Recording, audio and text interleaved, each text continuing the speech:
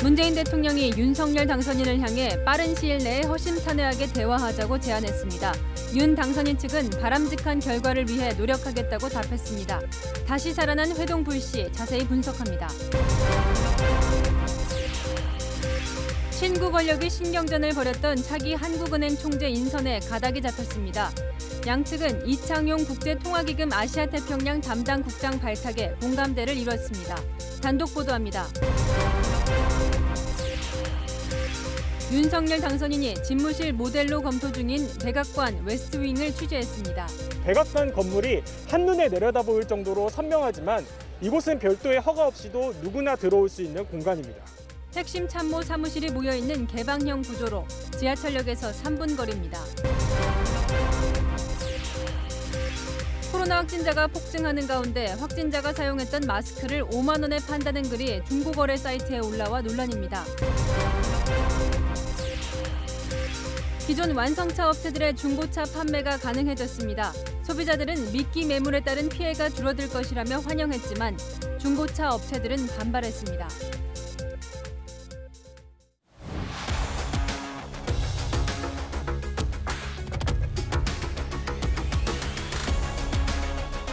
뉴스 시작합니다. 저는 동정민입니다. 4시간 앞두고 불발이 됐었죠. 문재인 대통령과 윤석열 당선인의 회동, 그 불씨가 되살아났습니다. 역대 대통령과 당선인 첫 만남에 가장 오래 걸렸던 기간이 9일이거든요. 오늘이 당선 9일째입니다. 이런 불명예의 기록을 세운 양측 모두 부담이 큰 상황. 문 대통령은 오늘 허심탄회하게 만나자고 공개 제안을 했고 당선인 측도 노력하겠다며 화답했습니다. 저희가 취재한 물밑 협상 내용들 상세하게 전해드리겠습니다. 유주은 기자가 문을 엽니다.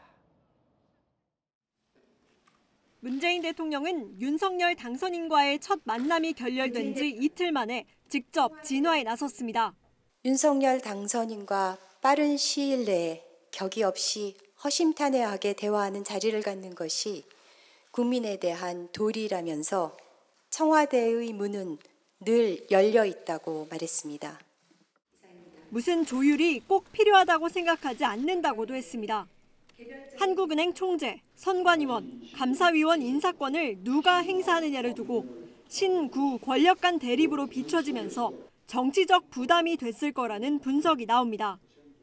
특히 문 대통령은 청와대 직원들을 향해 당선인 측의 공약이나 국정 운영 방안에 대해 개별적 의사표현을 하지 말 것을 지시했습니다. 어제 탁현민 의전비서관이 대통령 집무실 이전 문제를 두고 SNS에서 설전을 벌인 것에 대한 질책성 발언으로 보입니다. 문 대통령의 발언에 윤 당선인 측은 국민들 보시기에 바람직한 결과를 드릴 수 있도록 노력하겠다고 밝혔습니다. 본질은 당사자 두 분에게 달려있기 때문에 저희가 지금 신뢰관계를 갖고 상호 간 신뢰를 바탕으로 지속적으로 소통을 하고 있습니다. 회동 재추진의 불씨를 살렸다는 평가가 나오는 가운데 양측은 오늘도 회동 조율을 이어갔습니다. 채널A 뉴스 유주은입니다. 꽉 막혔던 회동 어디서 돌파구가 뚫린 걸까 저희가 취재를 했는데요. 바로 한국은행 총재 인사였습니다. 청와대와 당선인 측은 후임 총재로 이창용 국제통화기금 국장을 발탁하는데 공감대를 이룬 것으로 알려졌습니다. 김단비 기자의 단독 보도입니다. 이달 말 임기가 끝나는 이주열 한국은행 총재 후임에 이창용 국제통화기금 아시아태평양 담당 국장을 임명하는 것으로 청와대와 윤석열 당선인 측이 가닥을 잡았습니다. 인수위 관계자는 윤 당선인이 이 국장 임명을 문 대통령에게 건의할 걸로 한다고 전했습니다. 청와대도 이 국장 임명에 긍정적인 것으로 알려졌는데 문재인 대통령과 윤 당선인의 회동에서 최종 결정될 것으로 보입니다.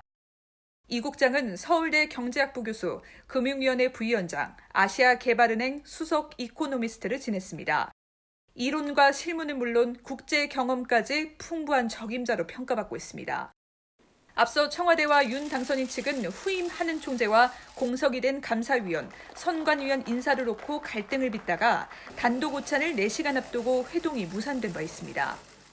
문재인 정부에서 꼭 필요한 인사의 경우에는 저희와 함께 협의를 진행을 하고 인사권을 어떻게 문재인 대통령이 정해진 인사권을 행사하지 않을 수 있습니까? 하지만 양측이 한국은행 총재 인사에 가닥을 잡으면서 회동의 불씨를 살렸다는 분석이 나옵니다. 채널A 뉴스 김담비입니다. 이 회동 협상의 내막은 잠시 후 아는 기자에서 더 풀어드리고 단독 기사로 이어가겠습니다. 문재인 정부 5년 동안 공공기관 개수가 이렇게 늘어났습니다. 공무원 수도 따라서 늘었죠. 윤석열 당선인은 대통령실뿐 아니라 정부 조직도 슬림화, 그러니까 축소 개편하는 방안에 착수했습니다. 정한희 기자가 취재했습니다. 윤석열 대통령 당선인이 청와대 폐지와 함께 대통령실을 슬림화하는 데 이어 정부 조직 축소도 추진합니다. 우선 공공기관부터 손을 봅니다. 문재인 정부 5년간 정부 부처 산하 공공기관은 한국보건의료정보원, 한국탄소산업진흥원, 한국제품안전관리원 등 18개가 늘어 350개에 달합니다. 지자체 산하 공공기관은 118개가 새로 만들어졌습니다. 인수위는 공공기관을 단계적으로 줄여나가기로 가닥을 잡았습니다. 기획조정분과 간사인 추경호 의원이 키를 잡고 각 분과별로 불효불급한 조직을 찾아내기 위한 논의에 착수한 것으로 알려졌습니다. 정부 조직을 방만하지 않게 효율적으로 운영하겠다는 의지로 앞서 당선인 특별보좌역인 박수영 의원도 조직 개편과 공무원 감축을 시사했습니다. 인수위 관계자는 지난 5년간 공무원 수가 터무니없이 늘어났다며 신규 임용부터 줄이는 방안이 논의되고 있다고 전했습니다. 국민 세금이 들어가는 공무원 임용을 줄이는 대신 일자리는 민간 영역에서 창출한다는 구상입니다.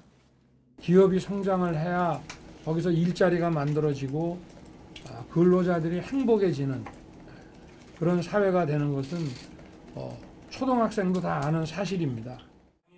윤 당선인이 후보 시절 약속한 대로 기업의 성장을 막는 불필요한 규제를 풀어 양질의 일자리를 만들겠다는 겁니다. 채널A 뉴스 정한입니다.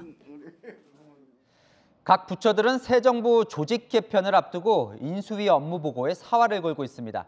생존하기 위한 혹은 내 업무는 지키고 다른 부처 기능은 뺏어오기 위한 치열한 복마전이 벌어지는 모습, 전혜정 기자가 보도합니다. 외교부는 이번 조직 개편 때 통상 업무를 다시 가져와야 한다는 의견을 조만간 인수위에 전달할 계획입니다. 새 정부의 경제 안보 정책을 잘 수행하기 위해서란 이유에서입니다. 통상 업무는 박근혜 정부 때 외교부에서 산업통상자원부로 이관됐는데 문재인 정부 출범 후 다시 외교부로 옮기는 방안을 검토했지만 불발된 바 있습니다. 이에 맞서 산업부는 대외 경제를 외교 관점으로만 접근해선 안 된다는 의견을 전달할 것으로 알려졌습니다. 그럼에도 통상 업무가 이관될 경우 과학기술정보통신부의 정보통신기술 기능을 가져와 조직 축소를 최소화하겠다는 플랜 B를 세운 것으로 전해졌습니다. 산업부가 통상 업무 대응에 힘을 쏟는 사이 중소벤처기업부는 벤처산업 육성 성과를 인수위에 알려 기업 육성 기능이 산업부로 이전되는 걸 막겠다는 방침입니다. 존폐 기로에 처한 부처들은 인수위 업무 보고에 사활을 걸고 있습니다.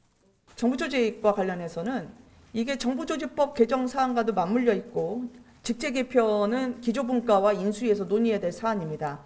여성가족부는 그동안의 성과를 정리해 인수위 업무 보고 때 적극적으로 알릴 계획입니다. 교육부는 안철수 인수위원장이 후보 시절 공약한 교육부 폐지 주장에 대해 고등교육 관리에 공백이 생길 수 있다는 우려를 인수위에 전달하겠다는 방침입니다. 인수위는 오늘 출범과 동시에 곧장 정부 조직 개편 준비에 착수했는데 내부 논의를 거쳐 내달 초 최종안을 내놓을 계획입니다. 채널A 뉴스 전혜정입니다. 정부 초기 모습을 보면 임기 말을 알 수 있다.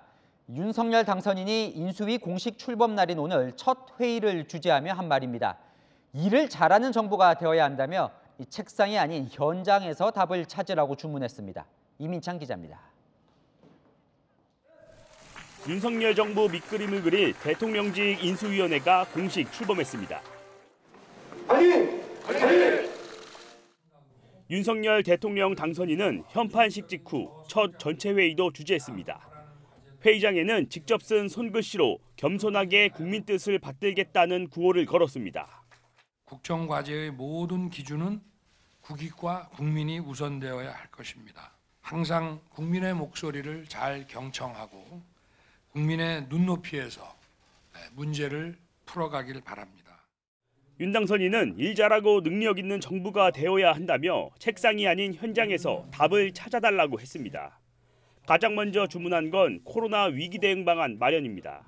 코로나 비상대응 특별위원회에서는 영세 자영업자 소상공인분들에 대한 신속한 손실보상과 더불어 방역, 의료 문제 등을 중점적으로 다뤄주시기를 당부드립니다. 각 부처 업무 보고를 받을 때 국정 방향 설정을 함께 한다는 마음으로 대해달라고 당부하기도 했습니다. 안철수 대통령직 인수위원장은 인수위 내부 입단속부터 했습니다. 성공한 인수위가 성공한 정부를 만든다고 저는 생각합니다.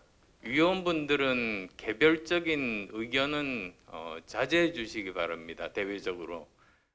검토 중인 내용이 외부로 알려진 뒤 폐기되면 사회 혼란으로 이어질 수 있다는 겁니다. 윤 당선인은 이준석 대표 등 국민의힘 지도부와 오찬을 함께하며 후보 시절 공약한 코로나 손실보상 추경을 국회에서 잘 추진해달라고 당부한 것으로 전해졌습니다. 채널A 뉴스 이민찬입니다. 윤석열 당선인이 새 대통령 집무실 부지 최종 발표를 앞두고 속도 조절에 들어갔습니다.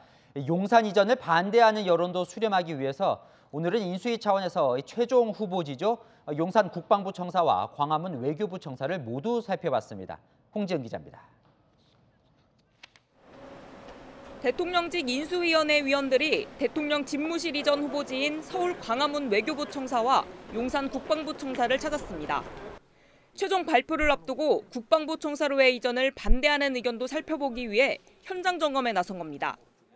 외교부나 국방부나 중요한 부처니까 단절 없이 이 업무 연속성이 유지가 되는지 여부, 그다음에 비용 문제, 그다음에 주변 지역의 주민들이거나 근처에 그러니까 우리 국민들의 편리 여부 이런 것들을 전반적으로 보여야 되겠죠.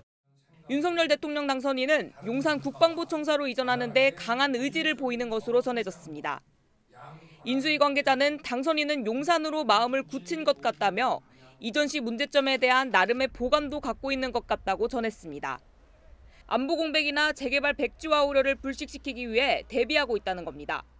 당선인께서는 용산 쪽으로 청와대를 이전하게 된다면 여러 가지 문제점을 사전에 면밀히 검토를 해서 주변에 계신 분들이 우려하지 않도록 하겠다. 당 안팎 반대 여론도 만만치 않습니다. 정계와 학계 원로들이 그제 윤 당선인에게 집무실 이전은 신중해야 한다는 의견을 전달했고 당내에서도 속도 조절 필요성이 제기되고 있습니다. 정우택 국민의힘 의원은 국민 의견 수렴 등 충분한 검토가 이뤄져야 한다고 했고 당 관계자도 지금은 코로나 등 민생에 집중해야 할 때라며 집무실 이전은 장기적 로드맵 속에 진행돼야 한다고 말했습니다. 채널A 뉴스 홍지은입니다. 예전에는 대통령 선거가 끝나면 한동안은 야당도 당선인 비판을 자제하는 허니문 기간이 있었는데 이번에는 사라졌습니다. 민주당이 연일 이 당선인을 공격하고 있는데요. 특히 대통령 집무실 용산 이전에 집중 포화를 퍼붓고 있습니다. 최선 기자 보도 보시고 저는 정치부 아는 기자와 기다리고 있겠습니다. 더불어민주당 국방위 소속 의원들은 용산으로 달려가 윤석열 당선인이 공언한 선제 타격 첫 대상이 국방부냐며 맹공격을 펼쳤습니다. 국민과 소통하겠다는 취지와도 맞지 않다고 비판했습니다. 지금 이곳 국방부는 구정궁궐이 아니라 십중궁궐입니다. 여기 감히 국민이 접근할 수조차 없습니다. 또 대통령 집무실을 옮겨오면 용산 주변에 대공진지 추가 설치가 불가피하고 재산권 침해로 이어질 수 있다고 날을 세웁니다. 대공포라든가 대공미사일 간단히 자격할 수 있는 거 있습니다. 그런 기지들이 설치가 돼야 되는 민간인 아파트 위라든가 또는 회사 아파트 위라든가. 용산 국제 업무지구가 무산될 수 있다며 지역 부동산 민심을 자극하기도 합니다. 용산과 남산 일대 전체가 고도 제한으로 묶여서 5층 이상 건축이 불가능해집니다. 한강변을 재건축 재개발 계획도 백지화되고 용산국제업무지구 조성도 무산될 것입니다. 민주당은 인수위원회가 점령군처럼 국민위에 군림하려 한다며 아예 MB 아바타 정권, 폐쇄적인 끼리끼리 인수위로 규정했습니다. 서울대 50대 남성이 주로 포진한 일명 서오남 인수위 구성을 문제 삼은 겁니다. 2030 청년은 단 한 명도 자리하지 못했습니다. 특정 연령대와 특정 학벌, 특정 지역 출신만 고집하는 인선은 오답입니다.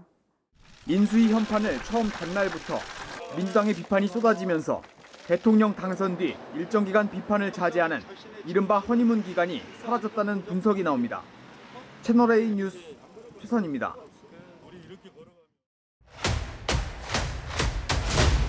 아는 기자 아자 시작합니다. 정치부 이현수 기자 나와 있습니다. 저희가 이 대통령과 당선인 회동이 틀어진 가장 결정적인 이유가 이 한국은행 총재 인사권 갈등이라고 전해드렸는데 앞서 리포트 보면 그 부분이 좀 풀린 것 같네요. 네, 한국은행 총재 인사 문제에서 좀 접점을 찾으면서 회동의 불씨도 다시 살아난 것으로 보입니다. 관계자들에게 들어보면 이창용 IMF 국장이 원래도 후임 한국은행 총재로 가장 유력한 후보였다고 하고요. 청와대와 당선인 양측 모두 이창용 국장에 대해선 큰 이견이 없었던 셈인데요. 회동을 앞두고 소통이 좀 잘 안 된 측면이 있어 보입니다.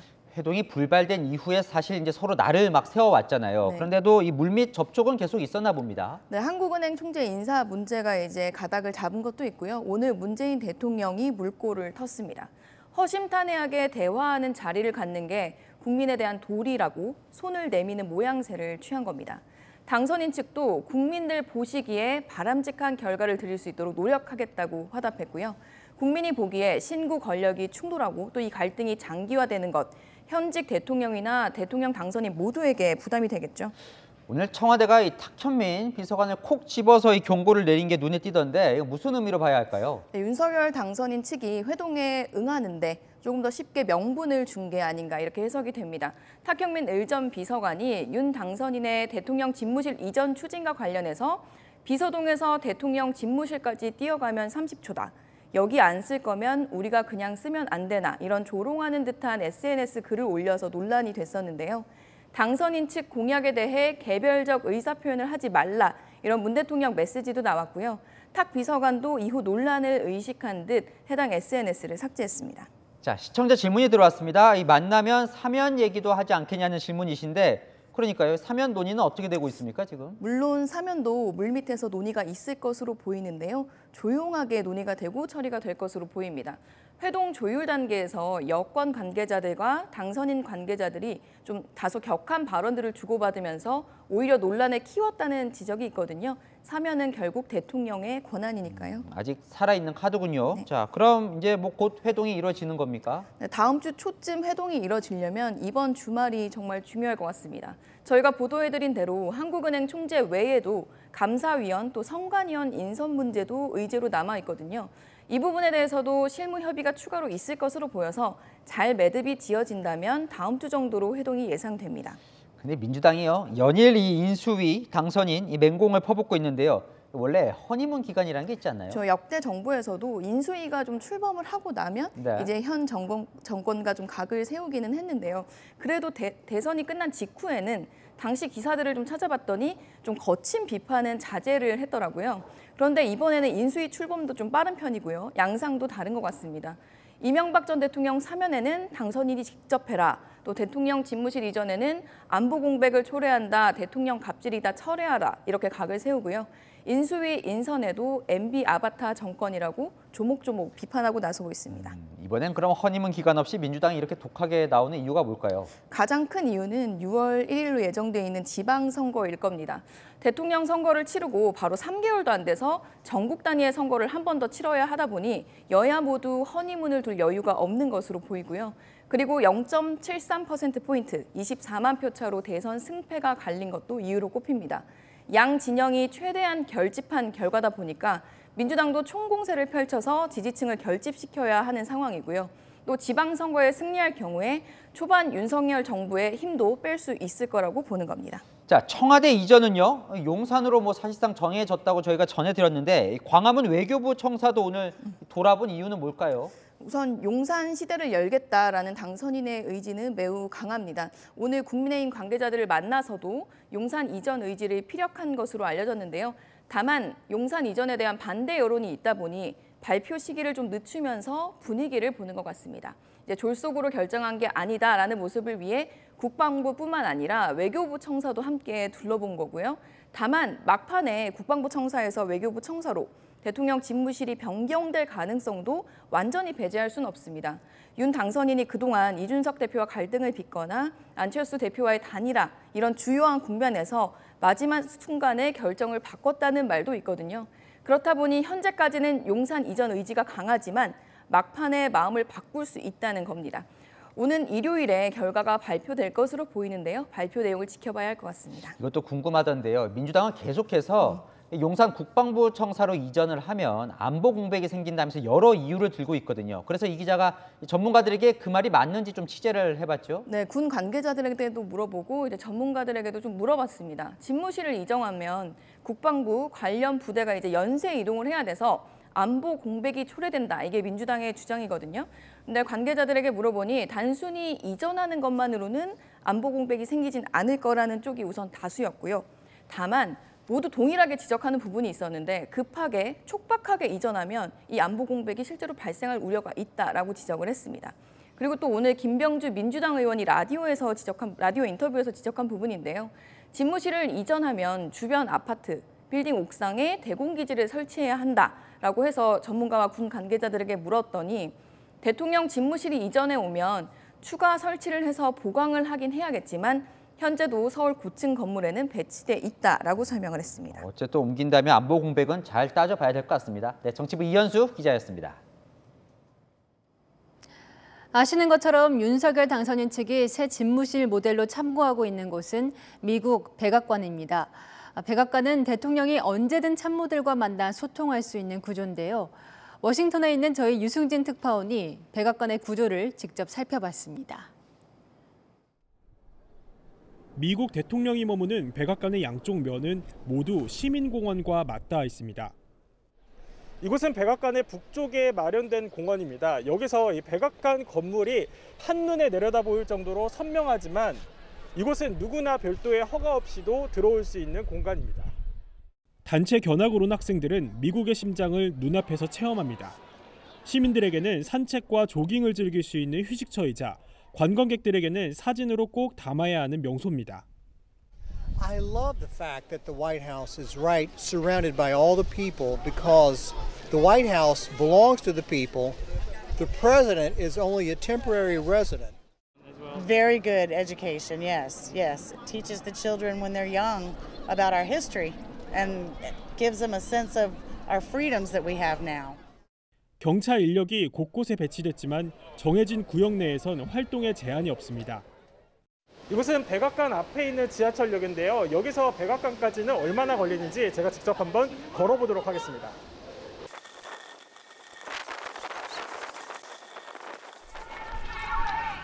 방금 백악관에 도착을 했는데요. 걸어서 3분 정도 걸렸습니다. 누구든 대통령 관저에 가까이 접근할 수 있어 시위는 매일 이어집니다. So President Biden, take action now. President Biden, take action now. 백악관 남쪽에선 대통령 헬기가 뜨고 내리는 잔디밭과 대형 분수가 보입니다. 오바마 전 대통령은 이 공원을 거닐며 시민들과 소통했습니다. I'm here and I'm so excited. Give me a hug. I'm glad you're excited. I'm excited. Can we get a picture? Yes, you Oh can. my gosh, it's like 윤석열 당선인 측이 모델로 검토 중인 대통령 집무실은 백악관의 서관 웨스트윙에 있습니다. 핵심 참모들이 1층에서 함께 일하고 언론과 소통하는 브리핑룸까지 연결되는 개방형 구조입니다. 대통령이나 귀빈이 이동할 땐 백악관 인근 도로가 통제되지만 도심의 구경거리도 됩니다. 워싱턴에서 채널A 뉴스 유승지입니다. 새 정부가 청와대를 떠나기로 했다는 소식에 청운동과 삼청동 등 인근 동네 주민들은 벌써부터 술렁이고 있습니다.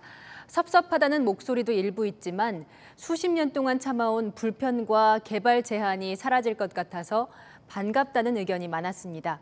제가 들어봤습니다.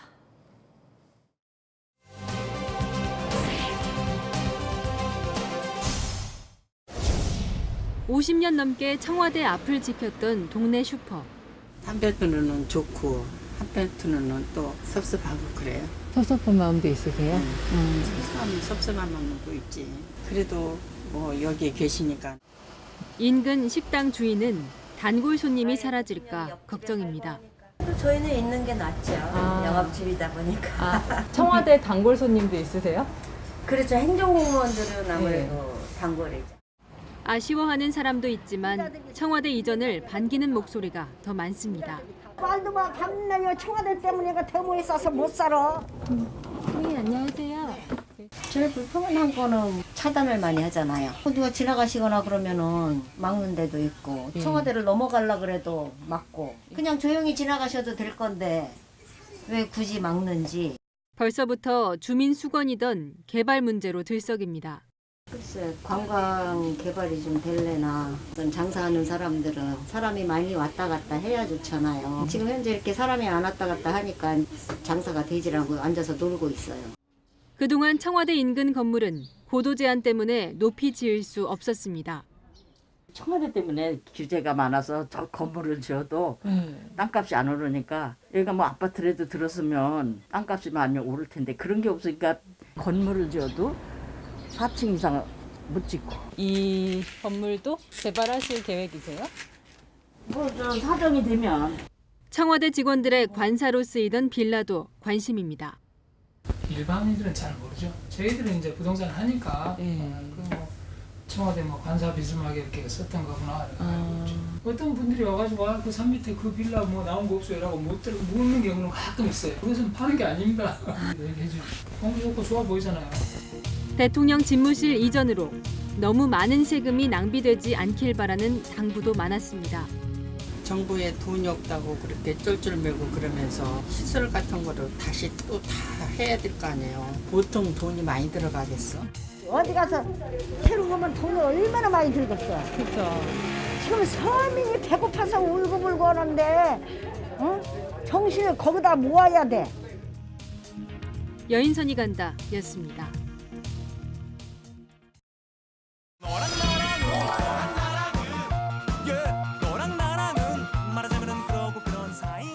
여랑야랑 정치부 김민지 기자와 함께합니다. 첫 번째 주제 보시죠.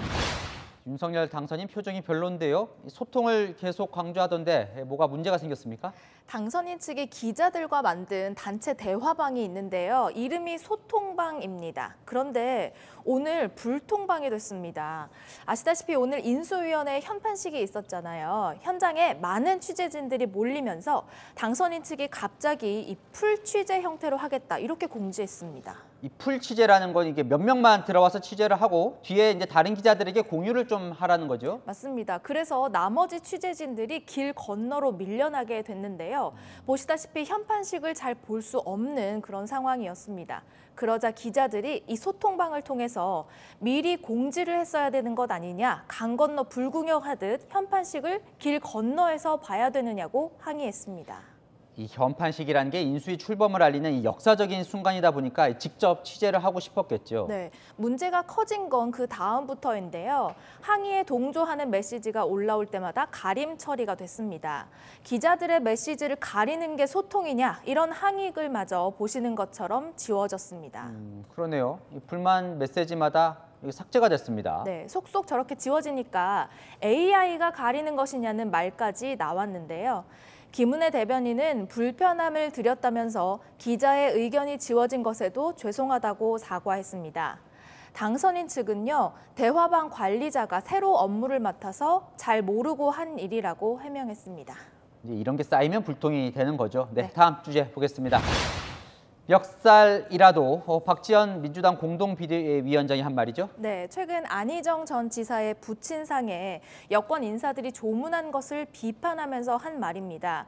박 위원장은 한 유튜브 인터뷰에서 조문을 간 걸 보고 진짜 이 아저씨들 왜 그러나 내가 멱살이라도 잡아야 되나 할 정도로 너무 화가 났다 이렇게 말했는데요.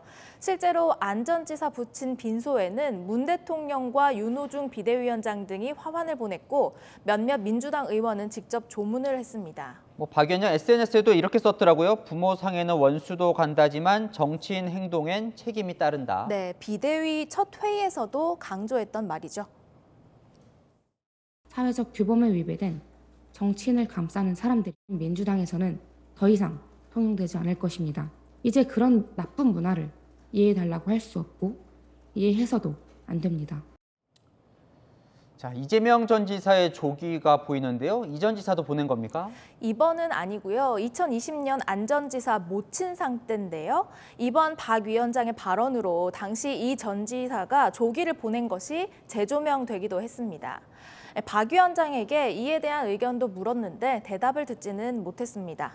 한편 대선 때 국민의힘 청년 보좌역을 맡았던 박민영 씨는 만약 이준석 대표가 방송에서 아줌마 발언을 했다면 논란이 됐을 것이라면서 이 박 위원장이 쓴 아저씨들이라는 표현을 지적하기도 했습니다.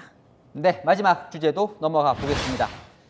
윤호중 민주당 공동비대위원장 사실상 사퇴를 거부했죠. 네, 그동안 대선에서 패배한 지도부의 일원으로서 책임지고 사퇴를 해야 된다 이런 압박을 받아왔는데요. 오늘 그에 대한 답을 내놨습니다. 저의 부족함에 대한 많은 우려에도 불구하고 오히려 저는 큰 힘을 얻었습니다. 당 쇄신에 대한 소명과 국민의 명령을 완수하는 데 진력하겠습니다. 어제 재선 의원들과 만난 자리에서는 자리와 권한에 연연해 본 적이 없다면서 뭔가 사퇴의 여지를 남기기도 했지만 오늘 사퇴 거부한다는 뜻을 공식적으로 밝힌 겁니다. 자, 그럼 이 지방선거는 윤호중 체제로 치르게 되는 건가요? 네, 윤호중 위원장은 오늘 지방선거의 승리를 준비하겠다면서 의지를 보였습니다. 그럼 당 내부 분위기는 어떻습니까? 윤 위원장 거취 문제 이 정도로 이렇게 정리가 될 것 같습니까? 한 초선 의원에게 물어보니까 초선 사이에서도 의견은 좀 엇갈린다고 하던데요. 김두관 의원은 윤 위원장이 사퇴를 거부하자 당장 논리도 구차하게 짝이 없다면서 사리사욕을 채우고 있다 공격했습니다. 민주당 당사 앞에서는 당 쇄신과 윤호중 비대위 해체를 요구하는 지지자들의 촛불 시위도 열렸습니다. 당을 쇄신하자라는 건 같은 생각인데요. 물러나라, 물러나지 않겠다. 이 방법은 서로 다른 평행선에 놓여 있네요. 곧바로 지방선거가 있다 보니까 더 예민한 것 같습니다. 네, 여랑야랑이었습니다. 코로나 확진이 언제 꺾일지 모르는 상황에서 국민의힘 현직 의원들이 방역수칙을 위반하고 회식을 한 사실이 드러나 논란입니다. 윤석열 당선인 지지자들도 국회 인근 식당에서 단체 회식을 했다가 적발됐습니다. 김정근 기자가 보도합니다. 자리에서 일어나 건배를 하는 남성들, 서로 팔을 건 채 술을 마시기도 합니다. 지난 14일 서울 여의도의 식당에서 있었던 회식 자리, 국민의힘 윤상현, 김병욱, 구자근 의원 등 최소 9명이 참석했습니다. 6명까지만 모일 수 있는 사적 모임 제한 위반입니다. 서울 서초가 보궐선거 출마자 송자호 씨가 국민의힘은 정신 차려야 한다며 내부 고발한 사진입니다.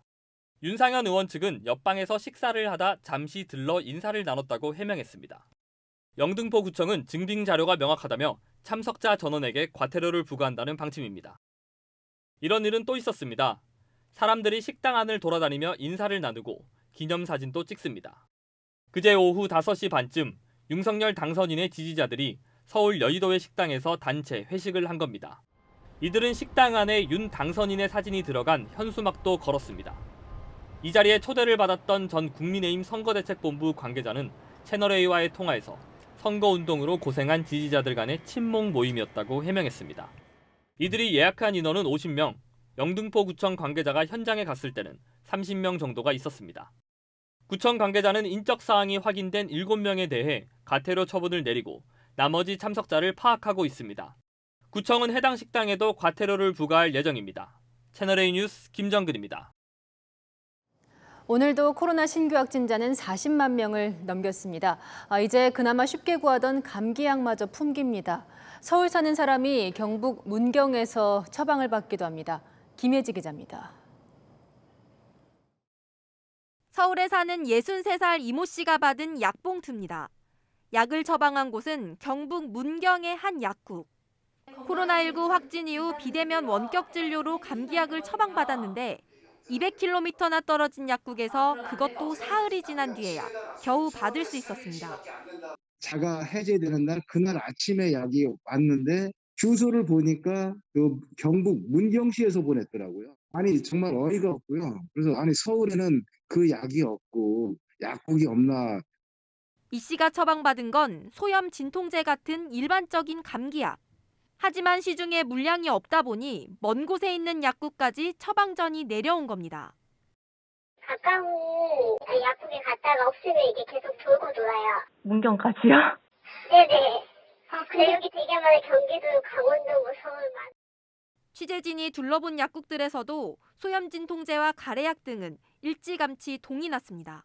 전체 품절이어서 입고가 안 되거든요. 코로나 상황이어가지고 각 약국들마다 지금 약이 없어서 난리예요. 처방전이 필요 없는 일반 감기약도 마찬가지. 재택치료 대상이 늘어난 데다 미리 준비하려는 수요까지 더해져 품귀 현상이 빚어지고 있습니다. 감기약 이런 거 품절된 지 벌써 한 달 됐어요. 제약회사들은 공장을 최대한 가동하고 있지만 수요를 맞추기 쉽지 않습니다. 현장 수요의 한 반도 못 채우고 있어요. 모든 공장이 풀 가동 중에 있고요.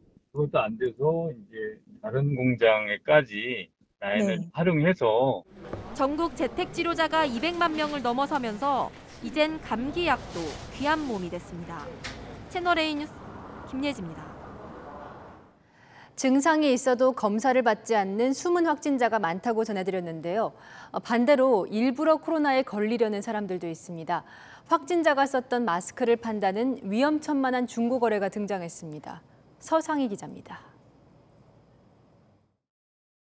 온라인 중고거래 사이트 코로나 양성 마스크를 5만 원에 판다는 글이 올라왔습니다. 판매자는 확진된 후 쓰고 다닌 마스크라며 마스크를 쓰면 코로나에 걸려 쉴 수 있다고 적었습니다. 논란이 일자 해당 글은 삭제됐지만 온라인 커뮤니티에는 일부러 코로나에 걸려 쉬고 싶다는 글들이 심심찮게 올라옵니다. 하루 이틀 고생하면 일주일 편히 쉴 수 있다는 겁니다. 어차피 좀 걸려서 별로 안 아프기도 하고 일주일 정도 이제 유급휴가식으로 또 쉴 수도 있잖아요. 코로나 걸린 분이 이제 마시다만 물 성수라고 하기도 하더라고요. 하지만 전문가들은 위험천만한 생각이라고 경고합니다. 중환자 병상 가거나 목숨을 잃을 수도 있는 거죠. 일종의 러시안 룰렛이지. 확률은 낮다고 하지만 거기에 해당되면 본인은 100% 아닙니까? 100%.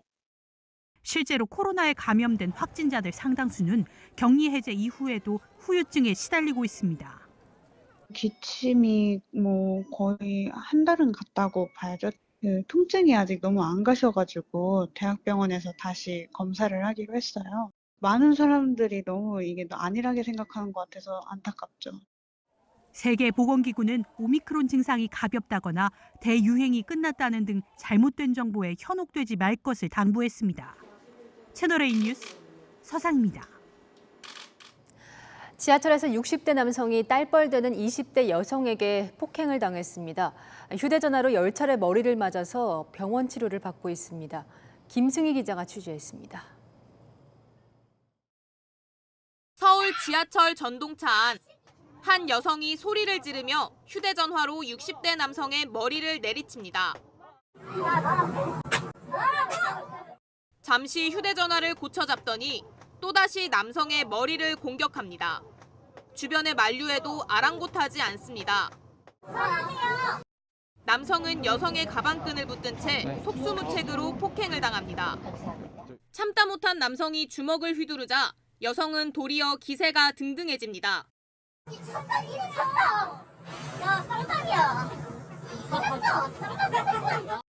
결국 남성의 머리에서는 피가 흐르고 여성은 전동차에서 내린 뒤 주변 시민들에게 제압당했습니다. 그젯밤 9시 45분쯤 서울 지하철 9호선 김포공항행 전동차 안에서 벌어진 일입니다. 남성은 채널A와의 통화에서 코로나19 상황에서 전동차 내에서 침 뱉는 소리가 나더니 자신의 얼굴에도 침이 튀었고 여성에게 왜 침을 뱉냐고 묻자 욕설이 시작됐다고 설명했습니다. 이후 바닥에 뱉은 침 사진을 찍으려 하자 주먹이 날아들었단 겁니다. 이후로는 여성이 도망가려 해 가방끈을 끝까지 붙잡고 있을 수밖에 없었다고 말했습니다. 남성은 두피가 2.5cm 정도 찢어져 병원 치료를 받고 있습니다. 당시 남성의 신고를 받고 출동한 경찰은 여성을 특수상해 혐의로 입건했고 추후 정확한 범행 동기 등을 조사할 예정입니다. 채널A 뉴스 김승희입니다. 남녀 손님이 대리운전 기사에게 욕을 하고 폭행하는 모습이 담긴 영상도 공개돼서 공분을 사고 있습니다. 기사가 신고하자 주차장 벽에 스스로 머리를 찍고 폭행당했다고 주장하기도 했습니다. 배유미 기자입니다. 남녀 손님을 태우고 목적지로 이동 중인 대리운전 기사. 은행 점검 시간이라 이체가 되지 않는다며 명함을 줄 테니 다음에 이체하겠다는 손님과 이를 거절하는 기사 사이에 실랑이가 벌어집니다.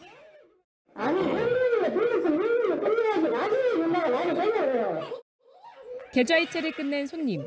다짜고짜 대리기사에게 욕설을 내뱉습니다. 자신을 거짓 취급했다는 이유였습니다. 방황하지 마시고요.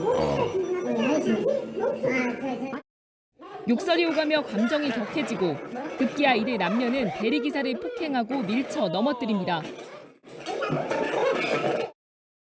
참다 못한 대리기사가 경찰에 신고하자 여성은 스스로 주차장 벽과 차에 머리를 찌으며 자해를 합니다. 대리기사가 언제 때렸냐고 항의하자 신고를 취소하라고 비아냥대는가 하면 출동한 경찰관에게도 자신이 맞았다고 주장합니다.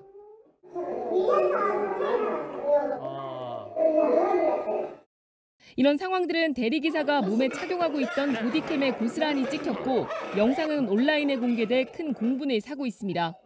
지금 상황에서 진짜 눈물 날 것 같은데 없었으면 정말 저는 진짜 쇠고랑 살지 않았을까 싶어요. 진짜 끔찍합니다.